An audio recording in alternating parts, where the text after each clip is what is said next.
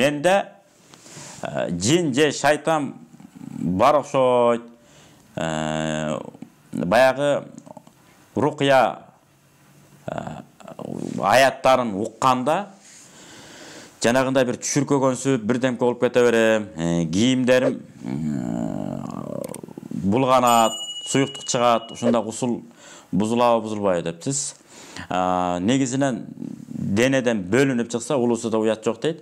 Бөлүнүп чыкса бузулат. Анан адамга жин кирет деген аалымдардын дээрлик көпчүлүгү колдобойт муну. Адамга жин кирбейт. Алла Таала адамды күчтүү кылып жараткан. Дайыма биз эмне кылабыз? Шарият ушундай. Күчтүүрөөк көпчүлүк жагын алышыбыз керек. Адамды Алла Таала күчтүү кылып жараткан. Даратка, намазга, 5 мал намазга бекем болуңуз. Эртемен кечки Курандарды окуп туруңуз. Кудайым буйрса, анан кеде садакаларды берип туруңуз. Кудайым буйрса кайрат болосуз, күчтүү болосуз. Анан адамга бир жакшы бир маанай тартуулай турган китептерди окуңуз. Ошондой адамдар менен мамиле кылыңыз. Айт Карни деген алым бар. Ушу кишинин керемет сөзү бар.